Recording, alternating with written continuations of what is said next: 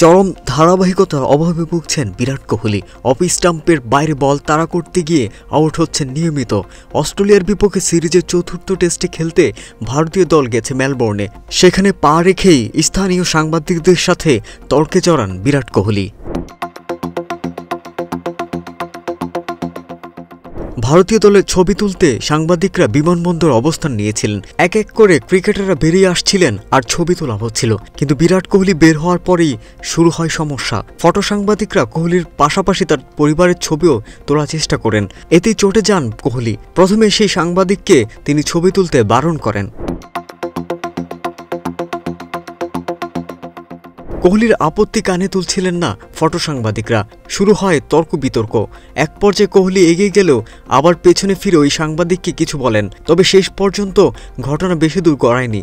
আসলে কোহলি চান না তার সন্তানের ছবি প্রকাশ্যে আসুক। মাঠে দুই সন্তানকে নিয়ে কোহলির স্ত্রী আনুশকা থাকলেও কখনোই তাদের সন্তানদের দেখানো হয় না। টেস্ট ক্যারিয়ার শেষের পথে কিনা এমন এক প্রশ্ন মাথায় নিয়ে বর্ডার গাভাস্কার ট্রফিতে খেলতে যান বিরাট কোহলি। কারণ অস্ট্রেলিয়া যাওয়ার আগ পর্যন্ত 10 ইনিংসে তার রান ছিল 192, 50 করতে পেরেছিলেন মাত্র একটি। তবে পার্থে প্রথম টেস্টে অপরাজিত সেঞ্চুরি করে কোহলি বুঝিয়ে দিয়েছেন তিনি এখনও ফুরিয়ে যাননি। দলকে দেওয়ার মতো আরও কিছু বাকি, কিন্তু কোহলি সেই সেঞ্চুরি ছিল ভারতের দ্বিতীয় ইনিংসে। অস্ট্রেলিয়ার বিপক্ষে এডিলেড ও ব্রিসবেন দুটি টেস্টেই একই দশা কোহলির। 2 ম্যাচে ভারতের প্রথম ইনিংসেই তারকা ব্যাটার আউট হন এক অঙ্কের ঘরে।